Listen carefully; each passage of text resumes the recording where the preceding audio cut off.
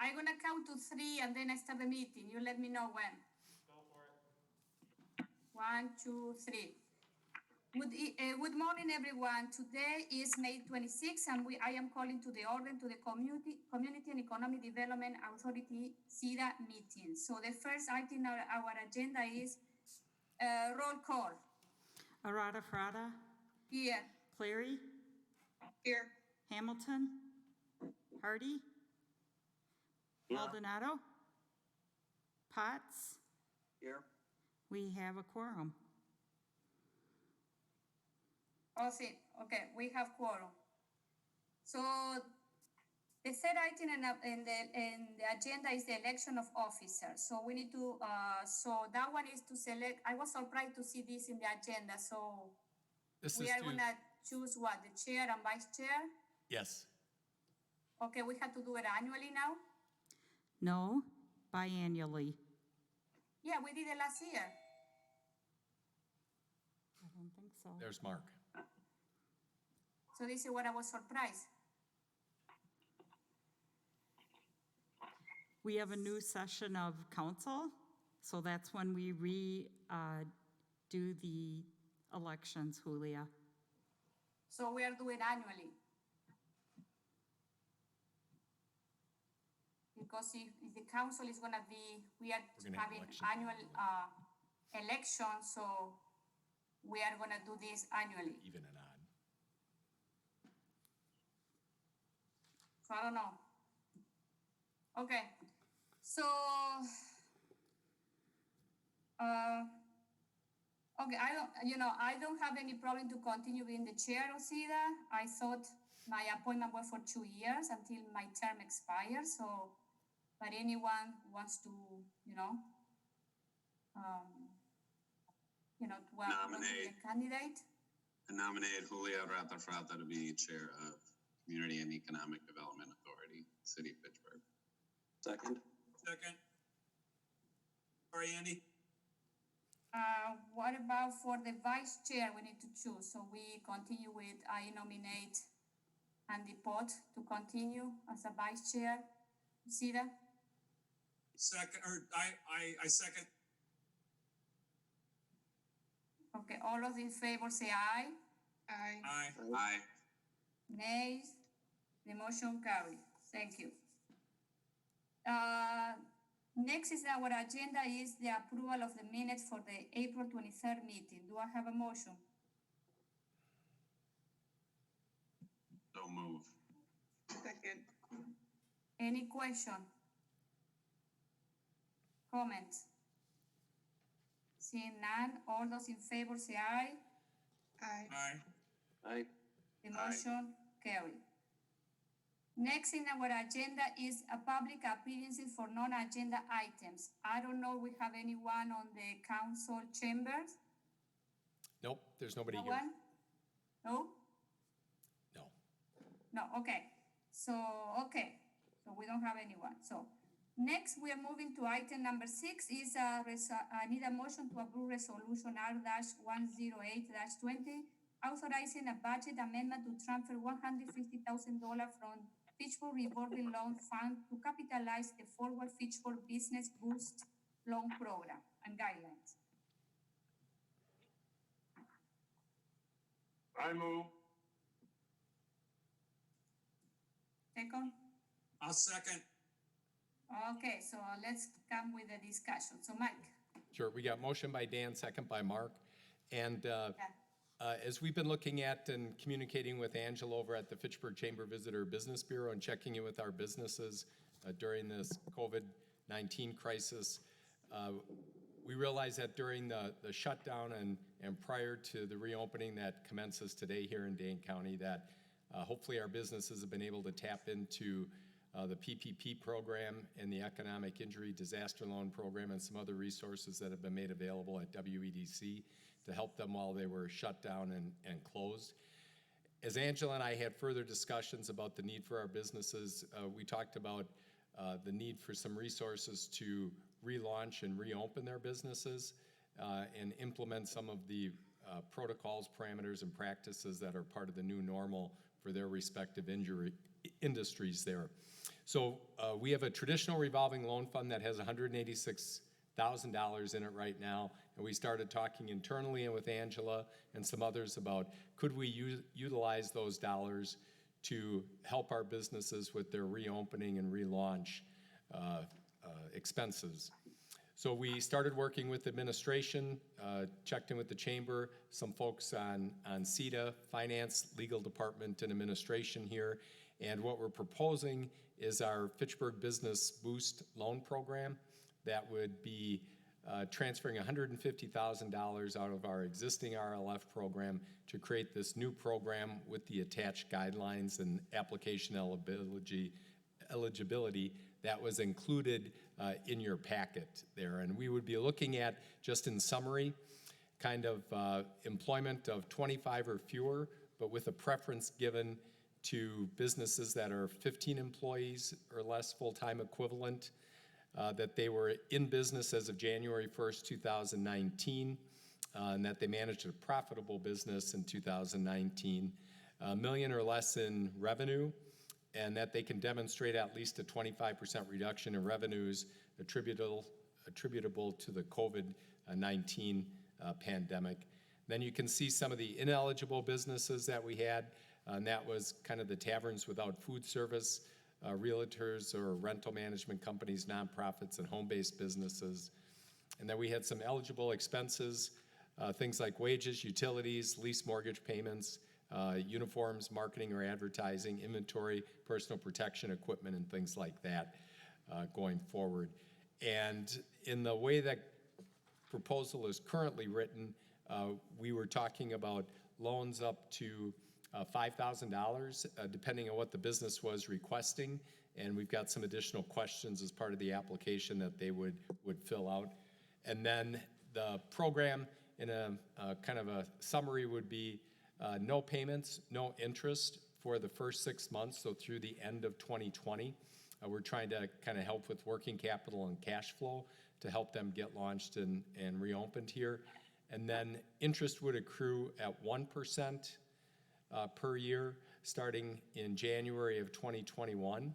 And then the first payment would also be due January 31st, 2021.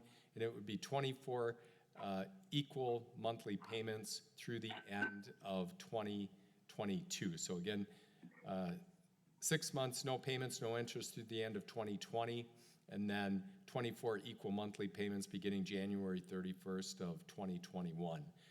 We think that this is something that hopefully would be of benefit to our businesses. We realize that the resources needed are a lot more than what we can bring to the table here, but hopefully we can supplement some of the other programs and resources that our businesses are able to access. This would be one-time money that would be available.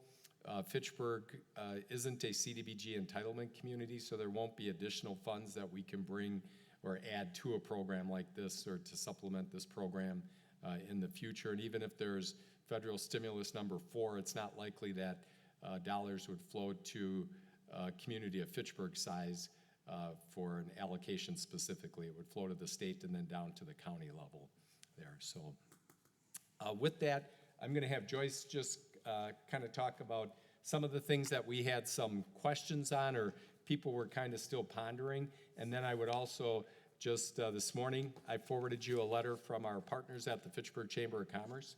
They've been keeping in contact with our businesses, doing some regular phone calls, and they just sent a letter for 2 considerations. One would be to maybe increase the loan amount up to $10,000. In some of their conversations with various Fitchburg businesses, some of the retrofits that they might need to do within their places of establishment, something like if you can't do the self-serve soda machine anymore, you may need to relocate that and retrofit that someplace else in your restaurant, and I guess an expense of something like that could be up to $10,000. And then they also asked for consideration of maybe looking at not doing a 1% interest, but doing a 0% interest loan. So I just wanted to call that to your attention. I sent you that email this morning with their letter attached. And then I'll have Joyce just go through a couple of items that we wanted to get more of your feedback, reaction, and input in addition to the entire program. So I have a list of things that came through as we were working on putting together the guidelines. However, Mike and I would like some clarification from you on each one of the items, as we have to get these guidelines prepared to go to the Finance Committee tonight and Council. So, and we want to make sure that there's no gray areas and that the guidelines are clear and concise. So one of the first things I guess we should talk about is the number of employees. On, I believe it was Thursday, Angela reached out to us and asked us to reconsider the employment size. So I guess I want to know if there's a confidence level with the numbers that we picked. And we'll just go through the list and then we'll open it up for conversation. So I think I'll have Joyce just go through the items and then we can open it up for discussion.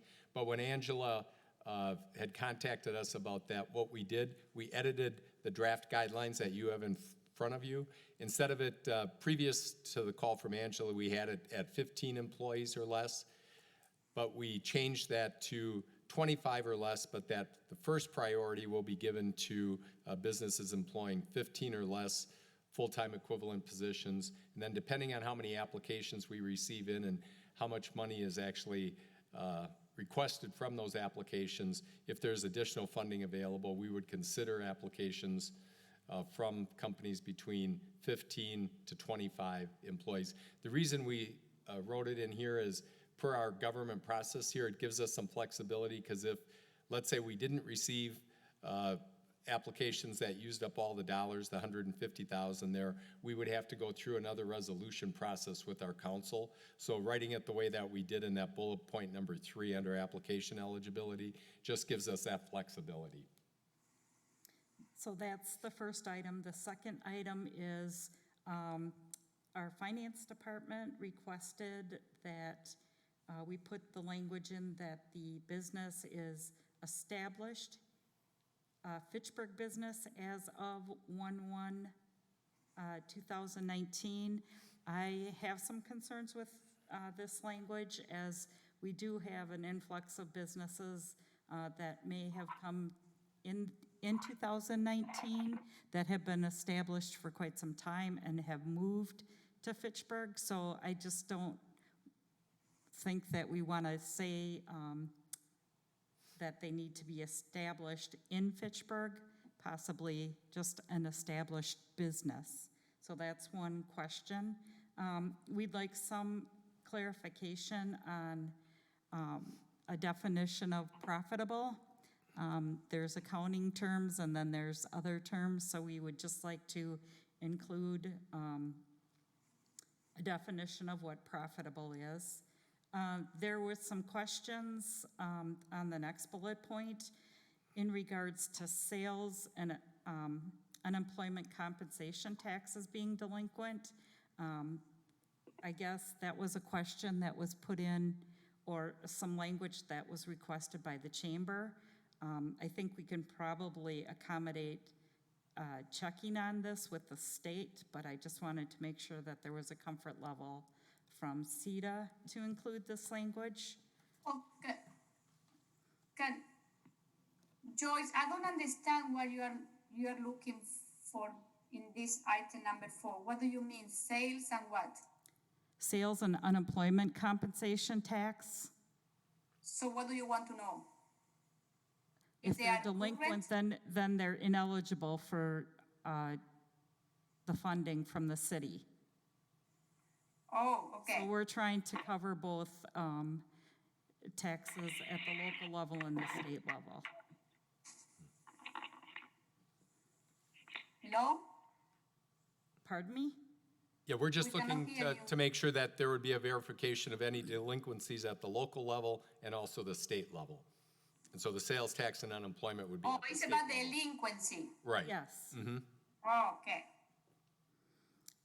And then under ineligible businesses, just want a clarification on the reasoning behind realtors and real estate management companies. And then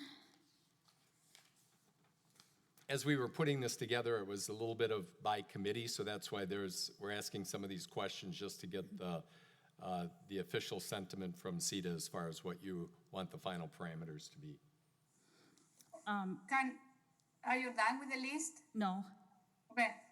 And then under the application, question number 8 is related to any other funding. And this goes to our scoring criteria. And I guess the question is, do we want to have this play into any of our scoring? So if they've received some of the funding, should that be reflective in this scoring process? So those are some of the questions that we kind of ran through. Do you have anything, Mike? No, I think The that one covers comment it. I have for number 8 is that maybe instead of saying, have you applied for any funding? The only thing we need to know is if you received, I guess it goes, if you have received funding or if you applied and received funding, because, I mean, I understand where it comes from, but if they've applied and haven't gotten it, I guess. Yeah, makes sense. Have you Yeah, received? That was gonna be my same comment. It'd be good, I mean, I think it'd be good to know if they applied for it and didn't receive it too, I suppose, on some level, but really it's, did you get the money? Yeah. But I mean, along with that, though, is like if you applied for it and they're not giving funds until a certain amount of time, that also plays into that because you don't know if you've received the funds at that point yet. Is there more money coming that we don't know about they may have applied for? Is that come into play here or not? I guess that would probably be I don't after. think so because we don't know when that future funding is gonna come. You know what I mean? Okay, that's fine. Can I want to make a comment. I have another set of list for myself that I want to have some questions. So I don't know how we are gonna do it. We are start with the one that Joyce, one by one, and then we can add our own. Sure. Okay, so let's do that. Let's go first with Joyce's list. So we need to clarify her with our feedback. And then if you have your own, feedback, let's go through those, okay, individually, okay? So the first one is the number of employees. What do you think about that? We should do the 25 or we should keep it at 15?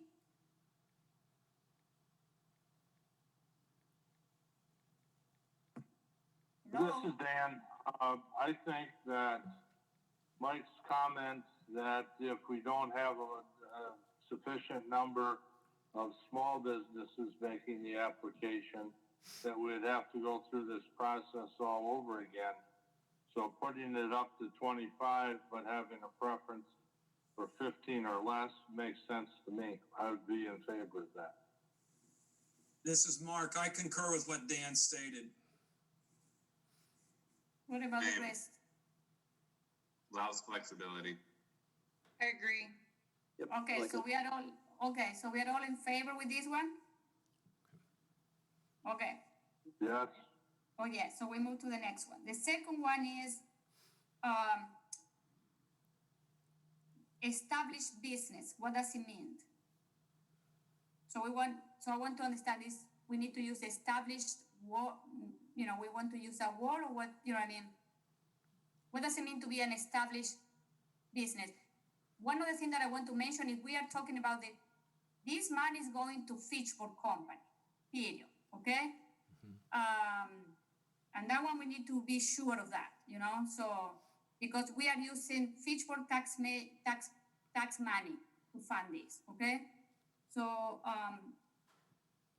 I don't know what is the concern from Misty. What does it mean established? That it was My question is, do they have to be a Fitchburg business on 1/1/2019? Could they have moved in on March 1st, 2019, and then still be able to, say they were in Verona for 10 years? Which we do have a lot of movement with, smaller offices and things like that. I particularly prefer that they are being established here in Fitchburg, okay? I want to repeat that. Priority, you know what I mean? So, I don't know. What's the benefit of establishing it by, I understand and agree with the Fitchburg part, but what's the benefit of having that date? Because you want to determine this company have been in the city of Fitchburg for a longer period, they have roots, they have, you know what I mean? And I It think, has been in the city and being, part of the community, and I don't know. I think the other consideration there, Jennifer, is that it goes into the bullet point, the next bullet point, that they were managed a profitable business operation in 2019. So I think it's looking at it, through that calendar year of 2019 at kind of their profit and loss statement or whatever our definition is going to be of profitability for that one. So it kind of ties into that bullet point. So we are requiring they at least have been in Fitchburg for at least 1 year. I hear you now. I think that makes sense. So we keep the language at January 1st, 2019. This is Dan. I don't care for having a requirement that you must have a presence in Fitchburg on January 1, 2019. I mean, if you're a profitable business in Verona and you move to Fitchburg, you're not moving because you were profitable out in Verona. And, to me, it's a discrimination that's not necessary. I would take that out myself. As long as you're established in Fitchburg when you make the application, that ought to be sufficient in my judgment. This is Joe. Is there a middle ground of, I heard people use preference before. Is there a middle ground where if you are established in Fitchburg before this date, there will be preference given? That way it allows room for, businesses that may consider locating to Fitchburg, but not necessarily, but still sort of, give merit and weight to folks that are already local. This is Dan. I would agree with that comment. So how you will draft the language here, Joe? Preference will be given to businesses that have an established presence in Fitchburg as of January 1, 2019. Okay. Then can we also say that consideration will be made for those who moved to Fitchburg in 2019? No. I don't think that we need to add the language.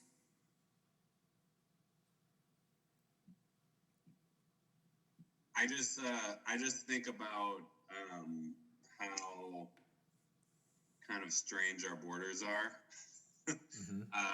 because I'll give an example, very personal to my heart. The store that my wife owns is literally like 20 feet away from Fitchburg, but it's in Madison. So if, say, there were ever to be another location that's in Fitchburg, it's not a Fitchburg business, but it serves a lot of people in Fitchburg. I don't know how to, I don't think we need to put any of that on paper, but I just know that there's a lot of businesses that operate very close to Fitchburg or serve people in Fitchburg, but aren't necessarily in our, in Fitchburg proper. So I think they, just reinforcing that flexibility while still preferencing Fitchburg is an ideal. I have an issue with that. I'm gonna repeat this again. If this money was coming from some sort of, funding from another sources, I will say yes, I will add the flexibility. But this money is coming directly from Fitchburg taxpayer, and I don't want to hear of receive complaint of people saying, why you're using my taxpayer money to give money to a company that is physically located in Madison.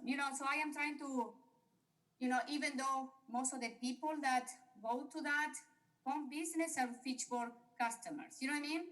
So this is what is, we are working with taxpayer money here, and we have to be very diligently how we are gonna apply those and how we are gonna use it. That one I want to remind you again. Julia, they wouldn't be eligible if they're not in Fitchburg. That's the first bullet point, or second bullet point here. I think my question is more of when they moved to Fitchburg, not if they're in Fitchburg. I know that they're not eligible if they're not in Fitchburg, but I'm just saying I don't know if we should exclude somebody who was a profitable business in a different community that moved into Fitchburg after 1/1/2019. And I think the Do flexibility. you have company in mind? That is where you want to put this language here? No, not necessarily, but just as we know, sometimes when we exclude people, then we find out that there is someone out there that could But benefit we from see that. when I don't think that we need to make all this fuss for Well, then we should just leave the. We don't the even lang- know that there are companies that.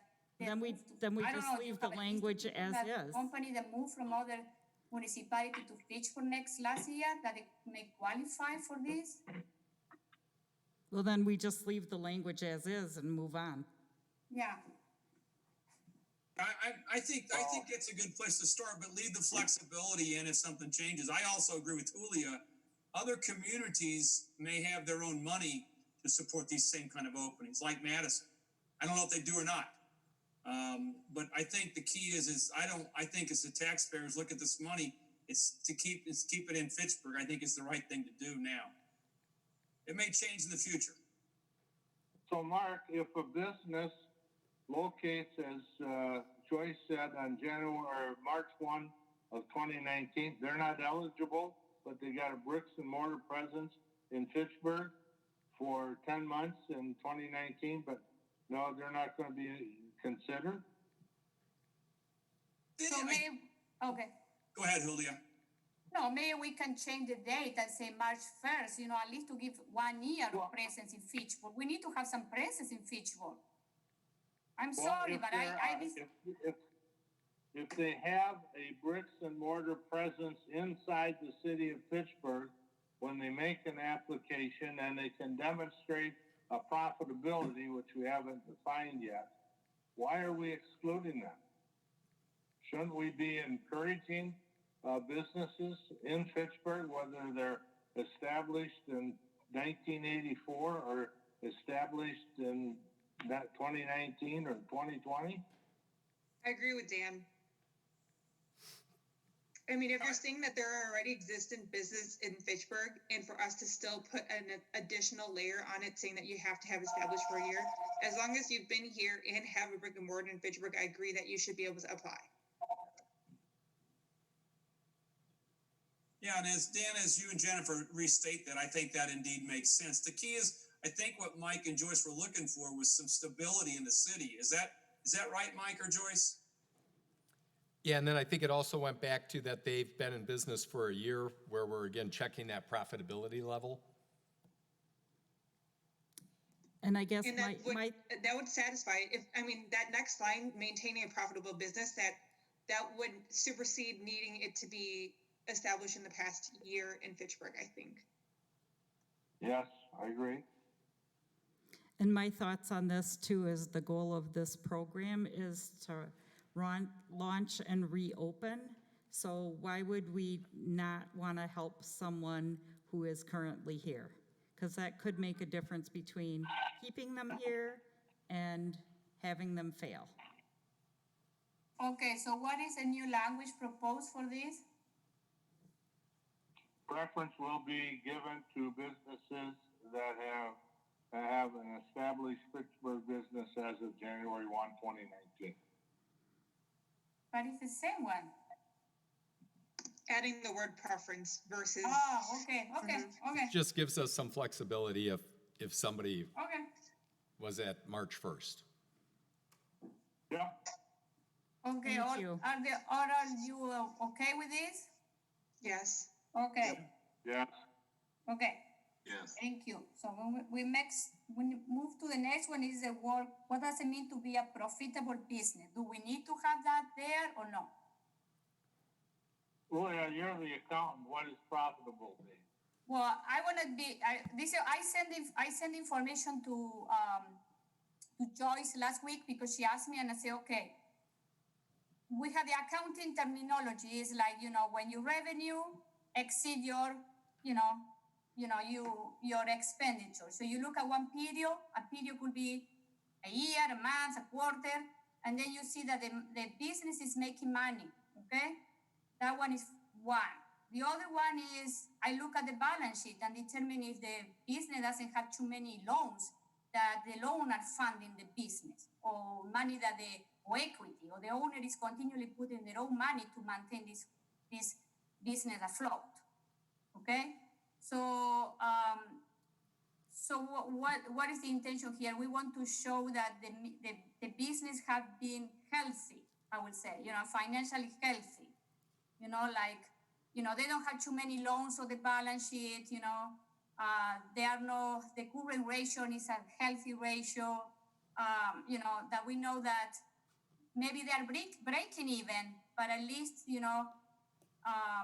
the expenditure are being paid by the money that they are generating through revenue, not through loans, not through equity, not through, you know what I mean? So, Are you I don't know. talking That about one. EBITDA?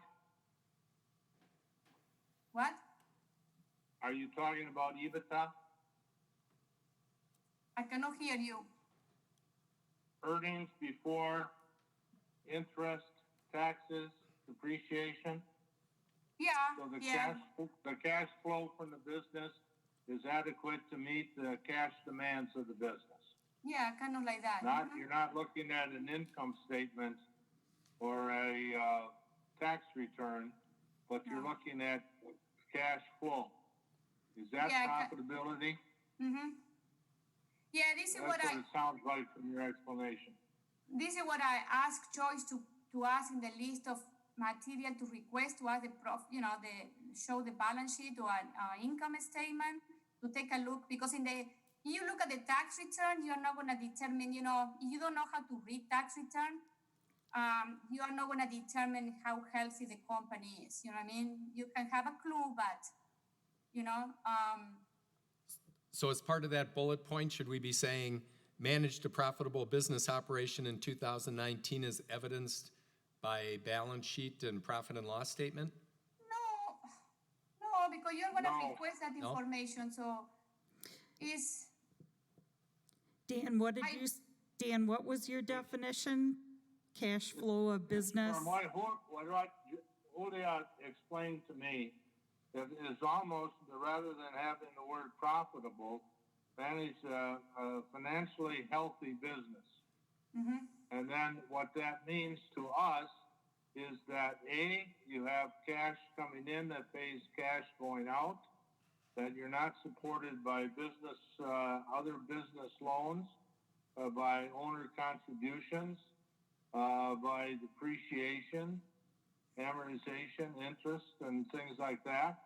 Mm-hmm. And so the balance sheet is something that you're going to have to look at closely, and you're going to have to look at, in effect, an EBITDA type of analysis when you determine profitability, but it's going to be cushioned or supplemented by the balance sheet and looking at that. So I'm thinking that rather than profitable, you're talking about a healthy financial business. Mm-hmm. Yeah.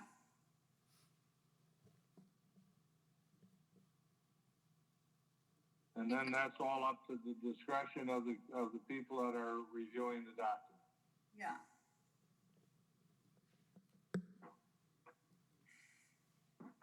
So healthy financial business operation in 2019. Yes. Yeah. Okay. What do you think, Andy? You are the other expert here. I mean, I agree with the Well, sentiment. you're the accountant. I agree with the sentiment, but it'll be fairly vague. So it's a matter of how many questions is going to generate from businesses asking what exactly does that mean? Not that profitable business operation wouldn't also generate a flurry of questions. Well, why don't we then add to that the cash revenues exceed the cash expenses? The balance sheet you got a strong balance sheet, not owner supported. Add those for instance or for example after the word financial health. Yeah. Because you don't want to give money to a business that they already is going through, you know, it's going already before COVID was already going downward, you know what I mean? So I think the goal here was that they were a profitable business and that, again, to no fault of their own or their business operations, but because of the COVID crisis, that, they've been hit hard. So I want to just be clear. Well, the next bullet point kind of hits on that. You're not delinquent on various taxes, which is the first place that businesses go for a loan when they're financially hard pressed. Exactly. They keep that money. Believe me, I have seen it. For a while they keep it. Okay, I want to just make sure that I have this correct. So managed a healthy financial business operation, and then in parentheses, cash revenues exceed cash expenses and not owner supported. Is that correct? Correct. What'd you say, Julia? She said correct. Okay, I said correct. She said correct. okay. Okay, so number 4, what is the issue here? We want to be sure that they are not delinquent, but the other point they are mentioned that the business is not delinquent as relate to property taxes, personal property taxes, utility bill, fee, special assessment, sales tax, and employment. And if they show us the balance sheet, we can determine if they have liability sitting on the books. We are going to determine that, what type of liability are sitting in the books, and then they are payable taxes, sales tax, property taxes. So when we say utility bill, do we mean municipal utilities, or are we supposed to hunt down MG&E and ask them? How do you ask that question? How do you know? No, that was municipal utilities. Bills, we know that. Yeah, I know. The COVID-19 loan program, PPP, uses the word utility. And then the SBA and Department of Treasury came out and defined it as water, sewer, gas, electric, telephone, internet. So they've, at least at the federal level, they've kind of assumed a broad as broad can be definition of utilities. The other thing is, why wouldn't we have on the application a certification from the applicant that they're not now delinquent, or that they are current with all payment of those taxes and utility bills? So they make an affirmative representation that yes, we are current with all of those types of things. That's not on there now. Dan, that's included in the affidavit. So this is, when I sent this stuff out to you guys, I kind of piecemealed it. So I did the guidelines and then the application and the affidavit last, because I was working on different sections as I was sending stuff out and updating. But this whole packet is the loan packet. So this will all go out and I'll have to be returned. So it does. Why wouldn't we put it? Why wouldn't we put the affirmative representation right in the application? We ask how they enhance the quality of life in Fitchburg, which is kind of to me a strange question. How would you utilize the funding? Okay, if it's in the application, then I missed it. It's under. I apologize. If you look at the sheet that's got the business name and the business address on it, and it's got some bullet points on number 5 on the back there. It says the business is not delinquent as it relates to property taxes, personal property taxes, utility bills, fees, special assessments, and maybe we just need to I see it. add the sales Okay. tax and UC. I think we should keep that language there because, so they know that, you need to be current with your, your compliance, you know what I mean? So Yeah. it's the basics. See, this is why you have a business. You're not paying your state tax, you're paying your payroll taxes, you are in a big trouble.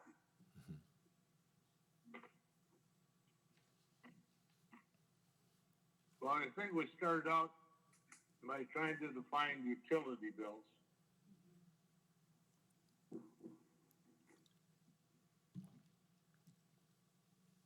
What else is on there, Julia? Okay, so the next number 5 is we are going back to ineligible business. One of the questions here is realtors and rental management company. I think instead of just doing realtors, it could be a commission-based type of job. Okay.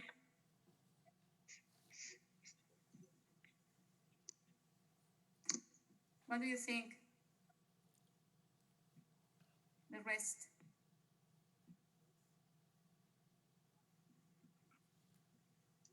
Hello? Hello? What page are we on in the document, please? Oh, It's not. Top 9. page 9. Thank you.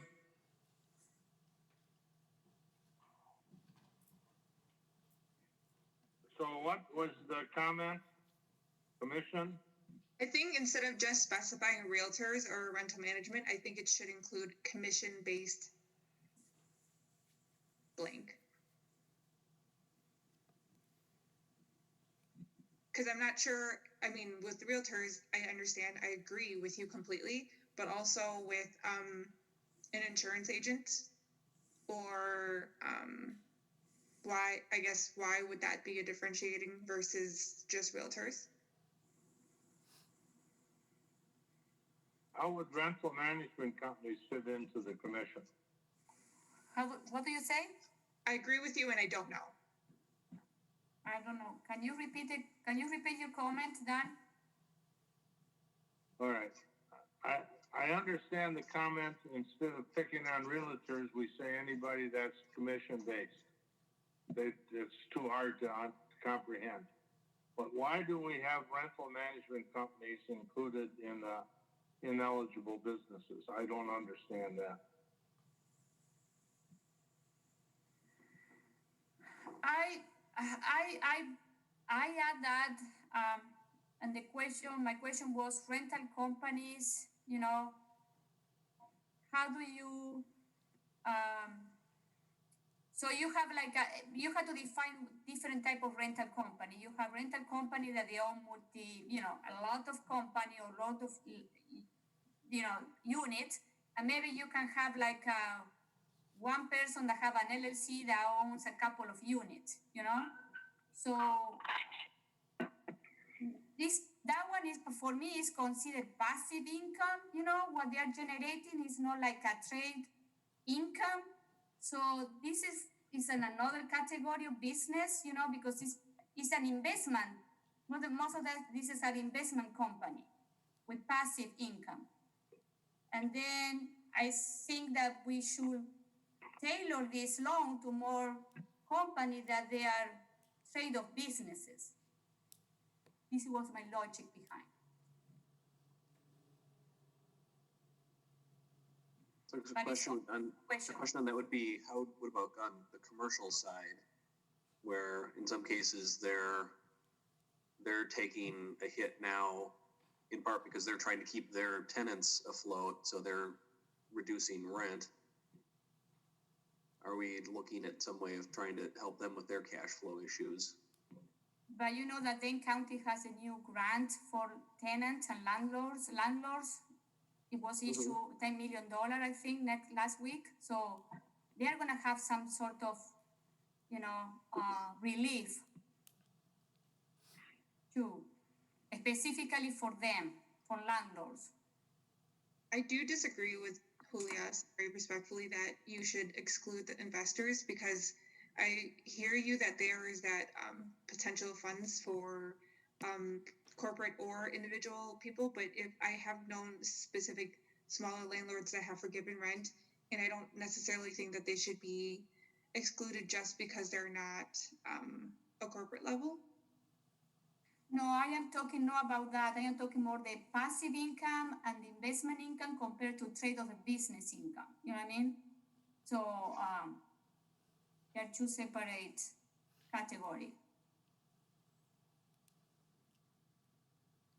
But I don't know, it's open to question. But I think that the landlord are gonna get a lot of relief because Dane County just released a package last week with more than $10 million. So wouldn't that fall right back into question 8 with asking, did you receive funds at a different funding source?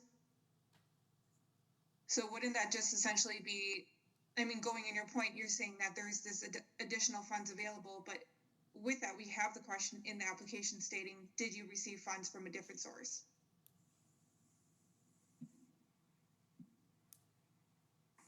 It's, you know. So right now, we're going to have a bullet there that says commission-based businesses. We're taking out realtors. So the outstanding question is, are rental management companies still listed? Well, rental management, the ones that I'm aware of, charge a fee of 5% of rents, 6% of rents. So that's a commission basis. Okay.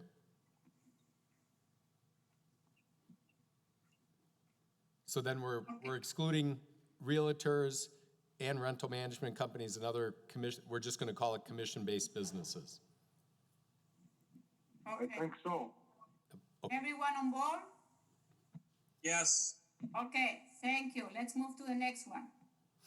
Well, before you do that, I want to go back the last bullet point on page 8. Demonstrate at least a 25% reduction in revenues, the words attributable to COVID-19 pandemic. Dan, we are going first with Joyce list. How are we going to determine that?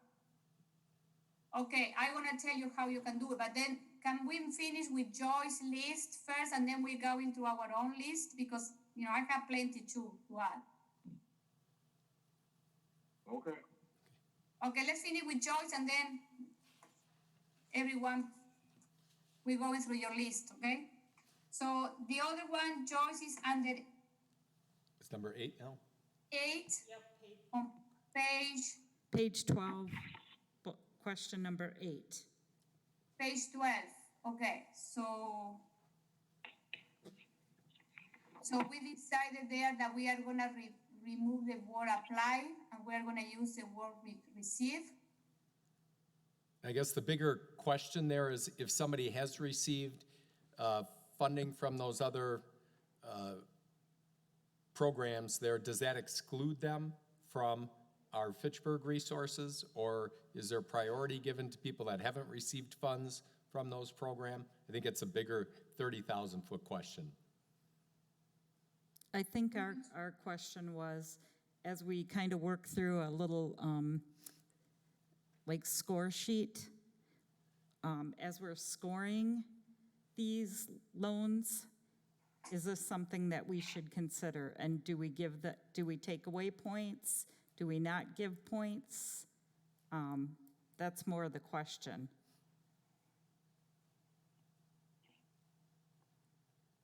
I don't think it's necessarily that you, go ahead, sorry, Andy.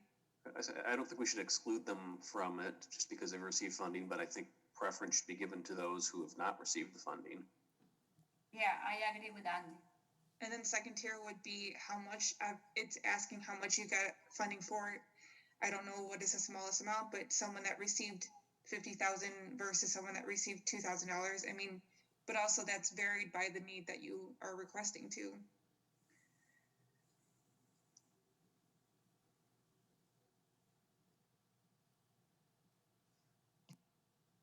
Okay. So we're done here. Yeah, We you have want half an hour to finish the meeting. Julia, So we are clear with number 8? how is it going to read? Has your business received, apply, I don't know. Who is making note? Thought we changed this earlier to say received funding. Okay, so this is what That's I what I wrote thought I down. heard. Has your business received funding from Dane County Small Business Fund or the SBA Payroll Protection or Business Disaster Loan? Yes, no. If so, will you provide funding source and funding amount? Preference will be given to those who have not received any funding. Do we have to disclose our preference in that source? Would it be beneficial to disclose the preference that they didn't receive funding?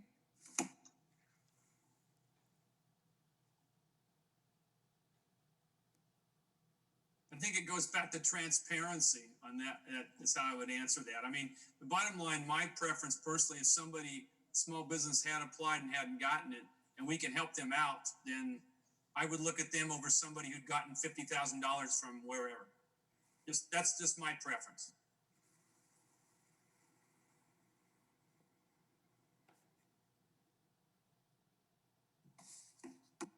Okay, Okay, so we'll add that preference language. We'll change it to has your business received. We'll add the preference language, and then we should change the business disaster loan to economic injury disaster loan to, just so got the correct program down.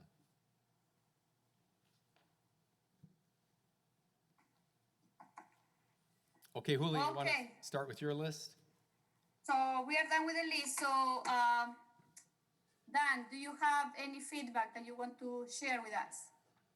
no, not yet. I'll go through your list first. You probably covered what I was gonna say anyway. Okay.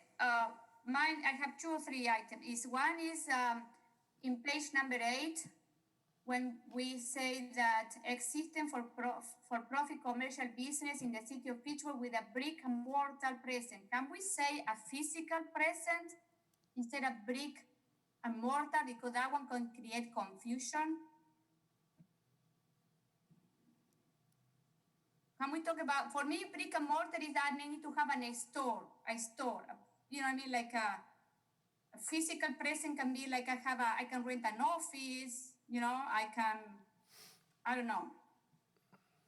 Maybe the way my mind translates this is different than your guys, but I will say that physical presence, it means that you need to be present in the city too.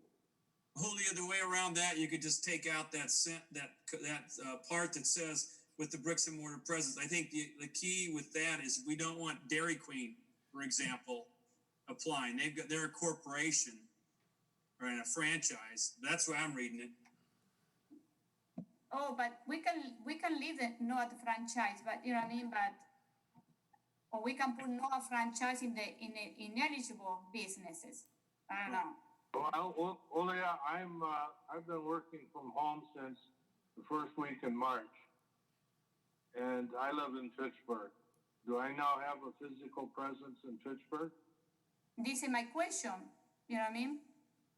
Well, Am I but I don't have bricks and mortar in Fitchburg. Actually, Reynoldson's bricks and mortar is downtown Madison. Or if I have an online business and I'm running my servers through Burby, and their server happens to be located here, do I have a physical presence in Fitchburg? Okay, so that one was a question. If you are happy with brick and mortar, Whatever term is used, that it would just make sense to maybe have a little definition below it, like in parentheses. Example includes blank, blank, blank. And Joe's comment seems to make sense there. That should help. I agree. So how we're gonna leave it? bricks and mortar, we're gonna add a comment, store location, office location Okay, for bricks and mortar. okay. My other one is ineligible business, like we have home-based businesses. What happens if I have my consulting firm working from my basement in my house, or my advertising company, or my marketing company? Wouldn't that fall into commission? Under ineligible businesses, we have home-based businesses listed as ineligible. So I don't know. I am asking because I know that there are a lot of people, or I know people. I have clients that they work from home. They have their own consulting firm. They have their own marketing firm. Or this is the way they started for the first 1 or 2 years. Sometimes they started from the home office, and then they move to an office, outside their home. How many employees do they have, Julia? Maybe they have employees. They have 3 employees that they work remotely. And they're working from the guy's house? No, they are, you work from your own office, okay, from your basement in your company. You have remote employees. But you are registered with the financial institution here, like your business is located in Fitchburg because you're using your house. I am asking this question to see, because I know that there are a lot of small business that they start as a home base at the beginning, online.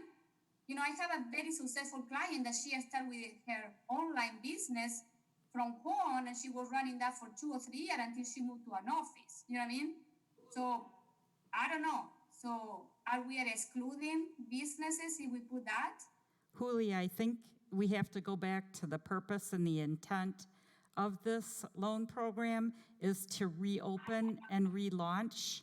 That is the purpose of this program. And I guess when we were talking about this and other programs that we looked at through our peer communities, they excluded home businesses, which the purpose of this is to help them get inventory, prepare for requirements for social distancing. That was, when we looked into doing this program, that's what, at least economic development, that was some of our feelings. So I guess I don't know where a home business would be affected by. Okay, no, I get it, but maybe we need to explain better what is the focus of the program. You know what I mean? Explain, what you're saying. I know that it's there, but maybe emphasize that, Okay, fine. You convince me. Okay. Okay, do you think in the question number three, how many employees have you laid off or furloughed due to COVID? Can we ask a question? I have seen this in other loans program that they ask, how many employees do you have before COVID and how many after COVID? Do you think that we should ask that or no? Is a good question or no?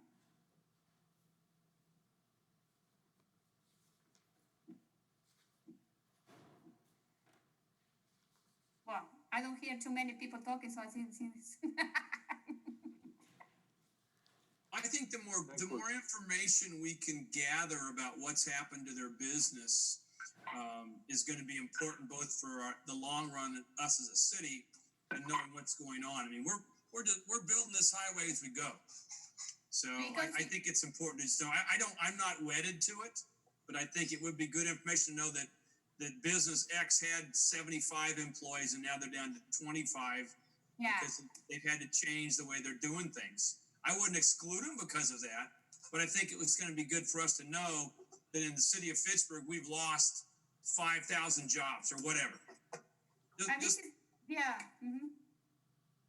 Well, I think another question would be, is this more on a maintenance of effort question? Are we asking, is part of the reason that you are in financial straits is because you haven't been laying people off and you've been trying to keep people employed as opposed to just pushing them off onto UI. And is that where we're actually getting at? Are we looking at this as an indicator of economic distress or an employer trying to, in essence, do the right thing? Mm-hmm. Because I know a couple of employers that they did that.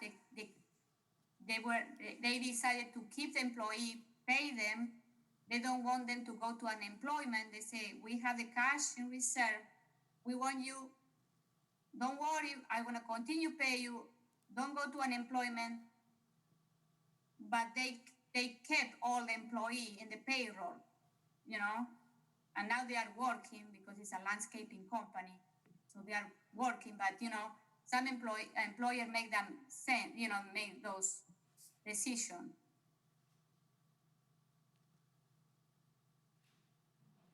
So I don't know, or we leave it like the way it is. 1, 2. So ultimately, I agree with Mark. It's more information. Yeah. Okay, so can we add that or no? Yes? Tell me what you want to say.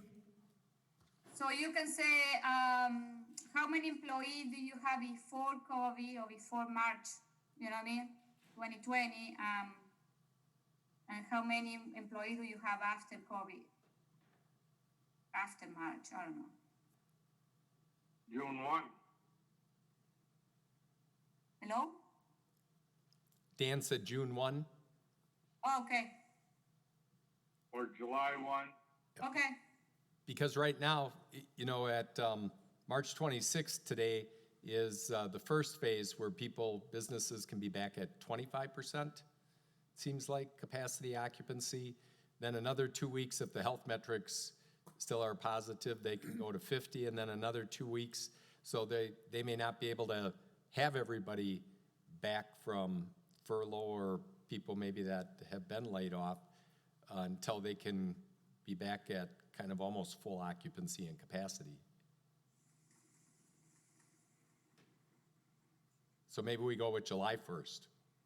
Okay. So maybe you want to put it on a step progression. That kind of follows those guidelines. Oh, okay. Would be a good idea.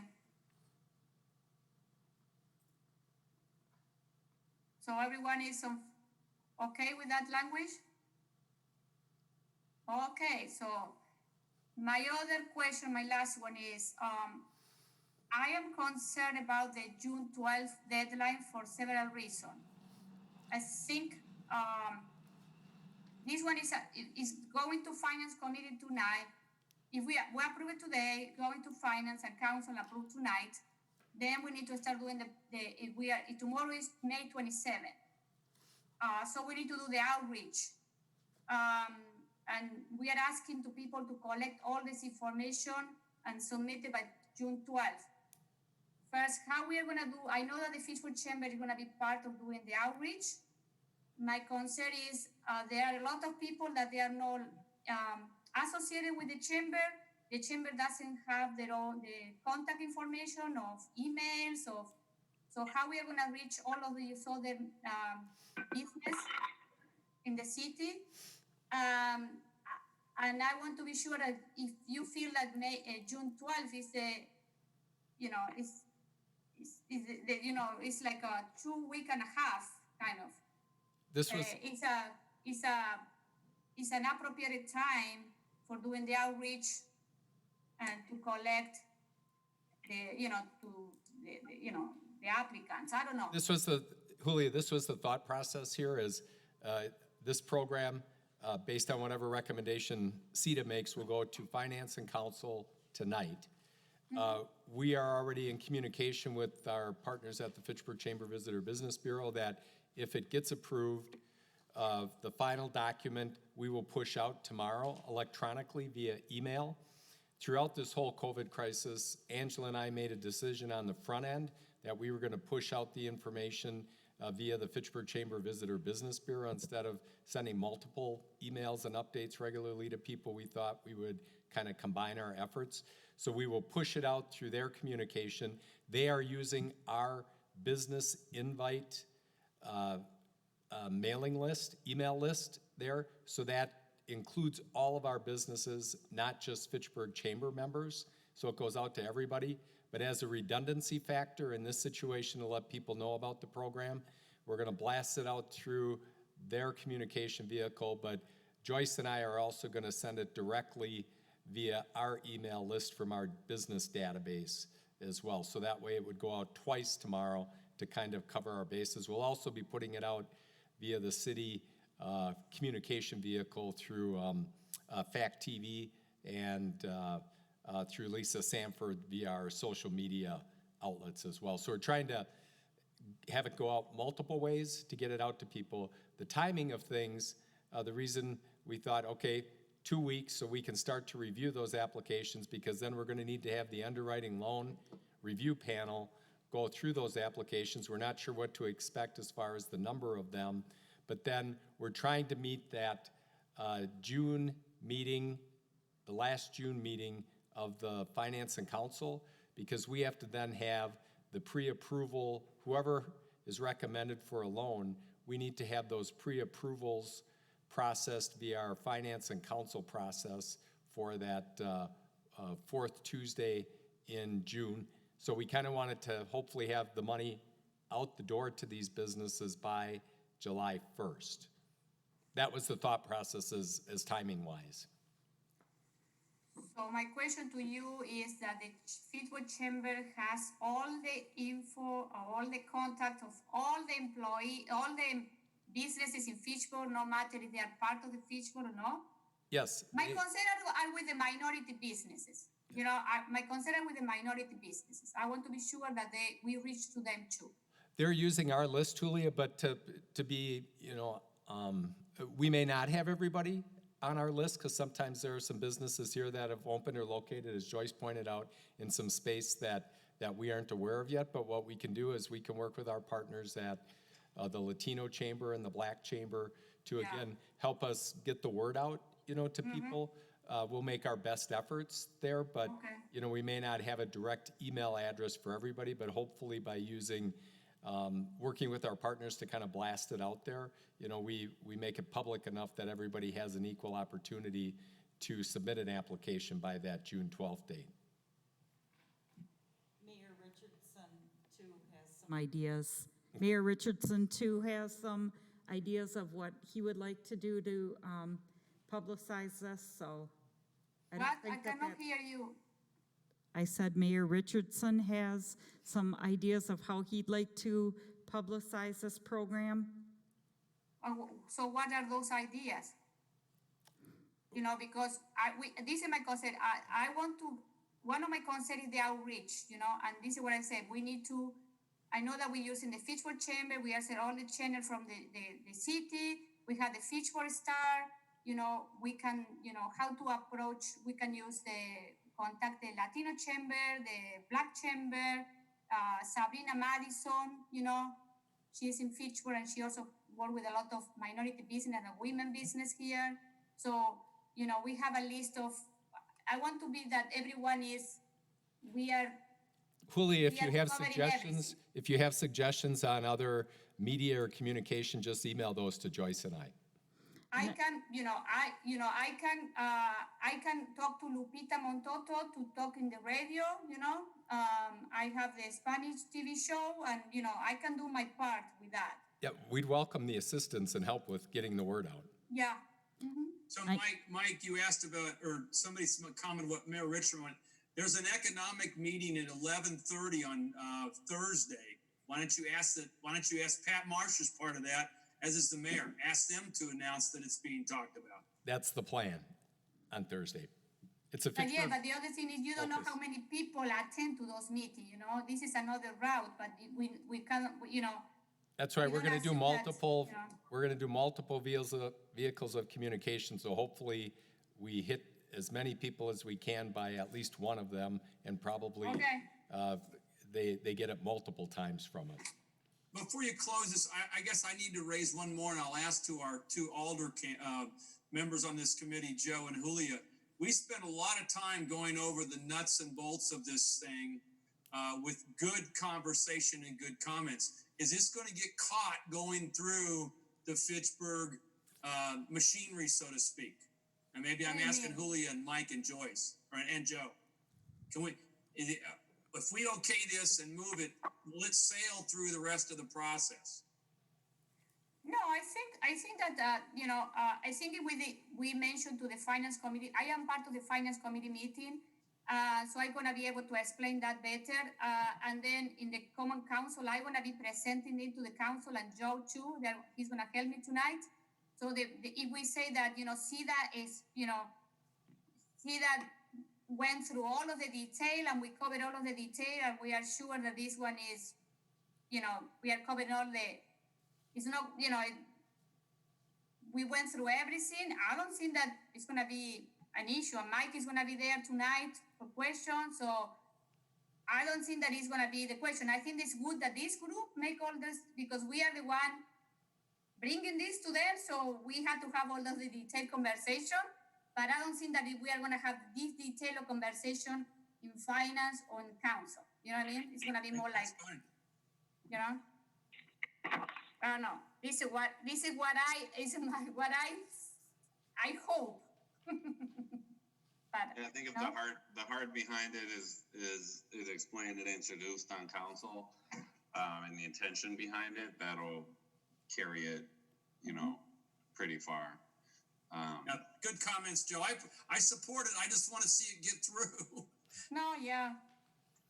I think this is a very good program for the city of Fitchburg, and we have the money in the revolving loan, and we are putting in use, and we need our business to reopen and move forward, and I think what I mean.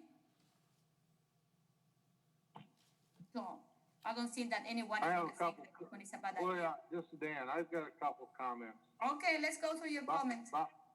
Bottom of page 8, this demonstrate at least 25% reduction in revenues attributable to COVID-19.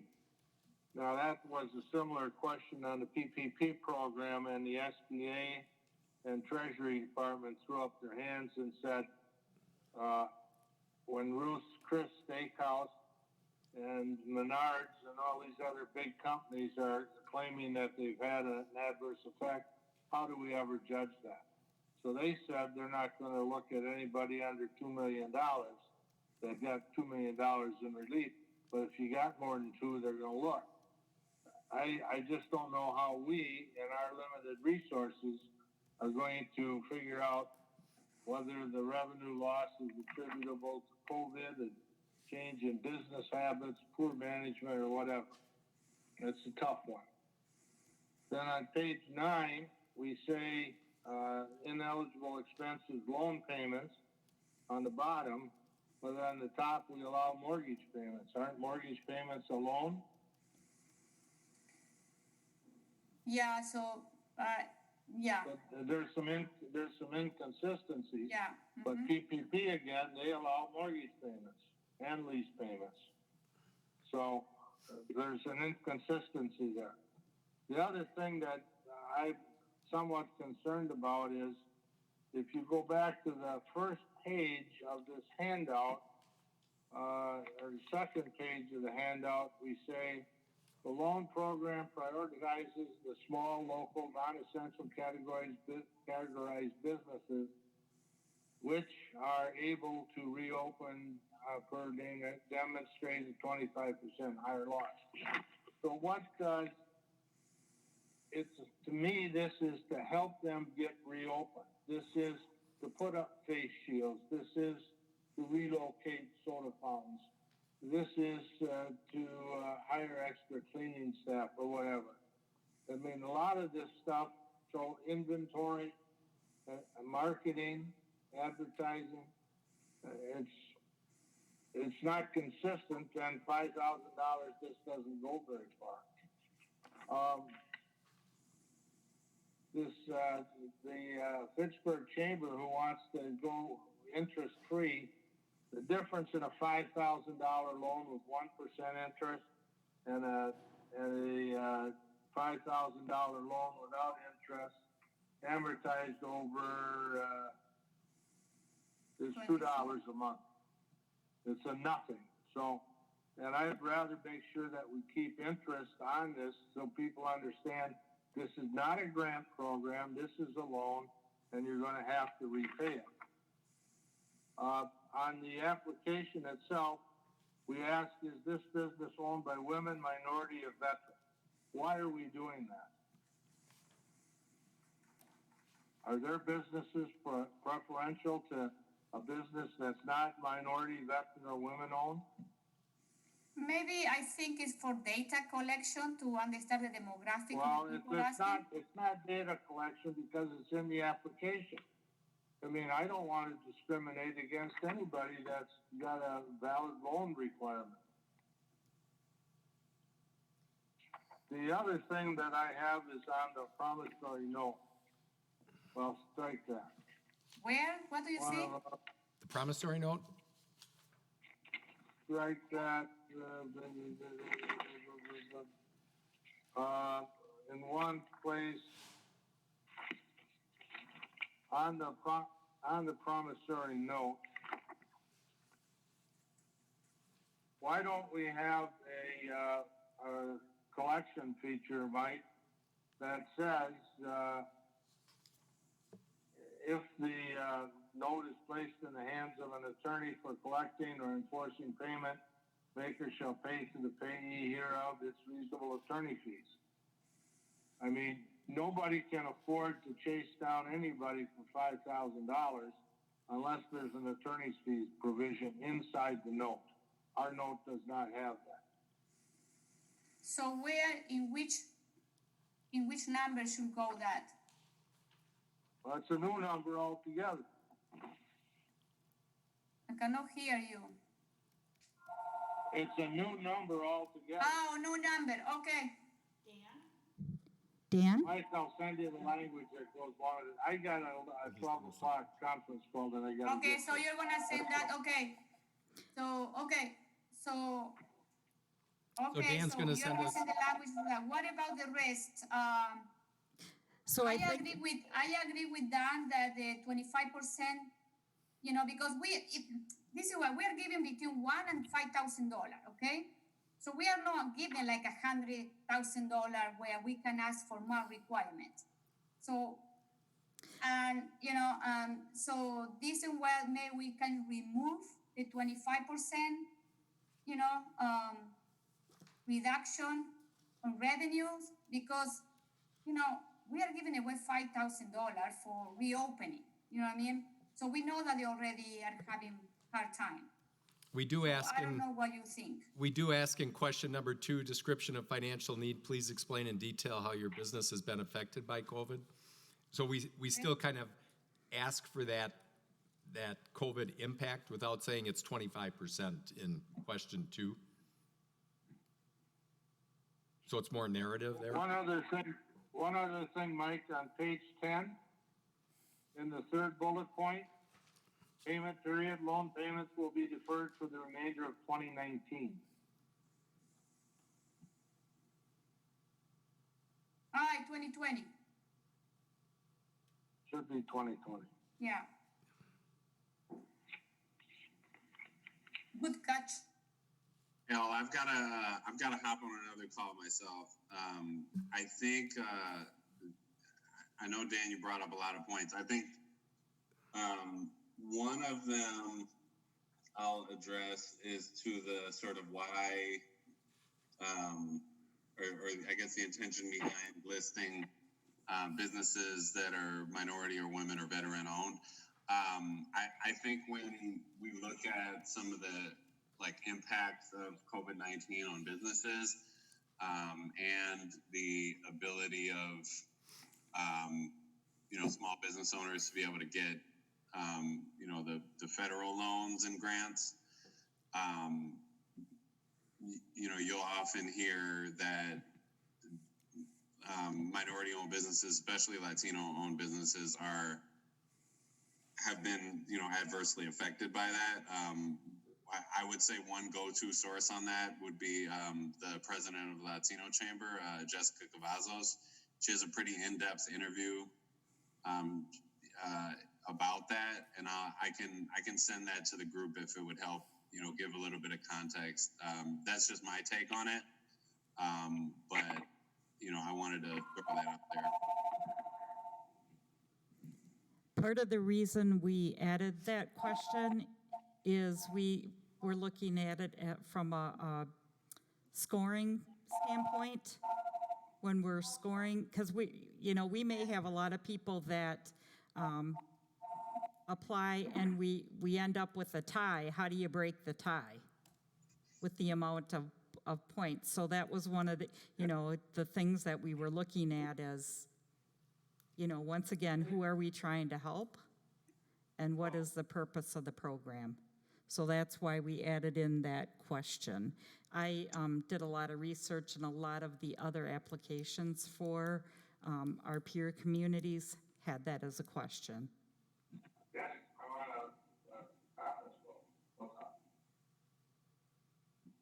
What'd you say, Dan? We couldn't understand you.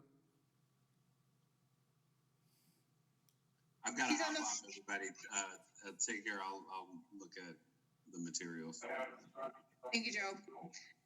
Dan is on the other line, it looks like. Okay, so, we need to, because we have 5 minutes to finish this. I had to go to another meeting. And Julia, one outstanding question there is... We need to clean... Julia, one other outstanding question is, in the chamber letter, they had asked for consideration to increase the eligible loan amount to request up to $10,000. I'm just putting it out there for the group. There were the two things in the chamber letter. It was the 0% interest and then the up to $10,000. Yeah, I disagree with the 0%. This is a loan, and they need to pay something. 1% is nothing, okay? So I think we need to, because other one people, if you don't give it it's a loan as an interest, people are gonna say, I have concern that people are gonna be delinquent and not pay this. I don't know. So for the interest rate, we're leaving it at 1%? Yes. I agree. That's the way I understood it. I agree. Then what about the loan And amount? then up to $10,000, that one was when you asked me the first time, you told me what is a reasonable amount. I told you it could be from, up to 10,000 because I know how much things cost in the business side, you know what I mean? So $5,000 is a good money, but it doesn't take you too long to far, if you need to buy supplies or, do some accommodation, change menus, you know what I mean? So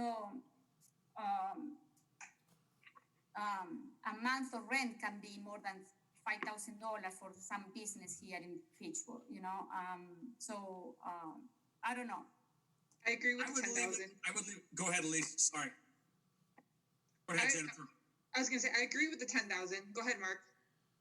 I do too. I think I'd leave it flexible. I may only need 5, but some may need 9 or 10. So I think the more flexibility we can put here, the money will go further if it's all 5, but 5 may not help me as a business. So let's go with Angela's suggestion there. They can ask for 10,000, but then at the end of the day, we can give it 8,000 because we had to share with other people. We can do it. You know what I mean? But And we could add some language in there when we talk about the loan amount. We could say, kind of based upon number of applications and amounts requested and stuff like that. We could kind of maybe you add have some only 10 additional language there. Yeah. You know what I mean? So, okay, so We have to go back to, we do need to address, Julia, we need to address Dan's question though, about the loan this is where I'm payment. going to go now. About the ineligible, the loans, mortgage. Yes.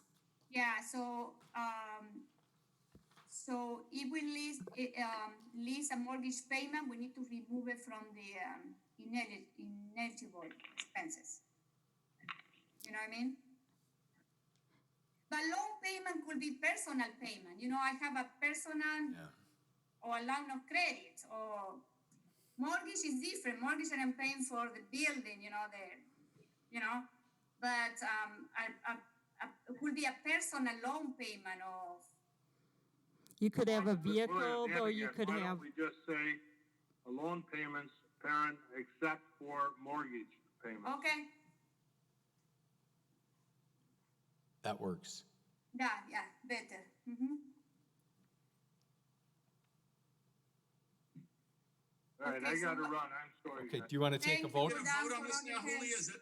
Sorry, We we need- voting now? Can we vote now? So we have everyone? Yes. okay, So you've got a All of motion and a in second. favor of approving this resolution, say aye. Aye. Aye. Aye. Nays? No? Okay, so the resolution carried. Thank you, guys. So I know that there are a small thing that we need to clean, okay? Isn't it? Mike? What's that? I didn't understand you, Julia, sorry. What'd you say? Do we need to clean other stuff here or no? Yeah, we'll get a cleaned up document here based Can on, you clean it by finance committee meeting today? we're gonna have to, yeah. Yeah, okay, okay. Okay, so, what other question? It would be nice that for the loan review committee, someone from CEDA is part of that loan review committee. Yeah, we'll report back on that, Julia, as we get more detail and put some stuff Okay. together, okay? Okay, So stay tuned for more details on that. okay, yes, please, okay. Any other question? So just, can I just go quickly here on a few updates? Just because I know people got to go and I'm supposed to be on another conference call that I need to join in just a couple of minutes here. I think we reported that the first quarter room tax came in. We collected from all 4 properties. We were down 13,000 in the first quarter there. Under economic development updates, there's the Fitchburg Focus on this Thursday, May 28th. That's the mayor, Pat, Joe, the fire chief, and County Exec Joe Parisi are on that, just to give updates. That's at 11:30 via the Fitchburg Chamber Visitor Business Bureau. You should sign up for that if you're available. We've got the Myers Group, who has an option on the quarry property across from Super Target. Will be having their neighborhood meeting on June 3rd at 7 p.m. They're providing a Zoom link for that meeting, but that'll be the first that it starts to go public and get some reaction from the neighborhood on their big box commercial development over there. We've got Cameron Senior Group, the high-end senior living behind Super Target. The earthwork has started for that project, so that is going forward. We got Park Bank, got their architectural design and review for the bank branch at Fish Hatchery Road. They're coming back this month to get a CSM cleaned up, and then they'll be ready to go forward with their updates and or redevelopment of that corner. And then the other thing on the council agenda tonight, just a heads up for CEDA members, is we're also looking at possibly offering a mechanism that, especially restaurants, since they're limited to 25% capacity right now, could they come in and submit a temporary premise extension application, whereas if they've got some land around them that makes sense, that they could put some additional outdoor seating beyond what's already licensed per their permit. We're exploring that idea with the council tonight. If the council is positive about that, we would shoot information out to our restaurant businesses to offer them that option, and we're working with the city staff team from clerks, fire, building inspection, and police that then would review those applications to see if it's possible and what makes sense. And then EDA, the Economic Development Administration, has, they were allocated $1.5 billion, but in the Chicago region, I think it's $225 or $255 million. So we were on a call with Matt Rep last week with the regional director, and we're just exploring some potential application ideas to try and tap into some of that funding, possibly for North Fish Hatchery Road or entrepreneurship development, specifically focused on the minority community there. So we'll keep you posted on that. We need to learn more on the program, and we're probably going to do a joint call with this Midwest director on that. So those are the updates. Okay, thank you, Mike. Can you send the Zoom invite to the CEDA team from the June 3rd meeting with the neighbors, so, you know? Sure, I can forward that to people. Okay. Yeah.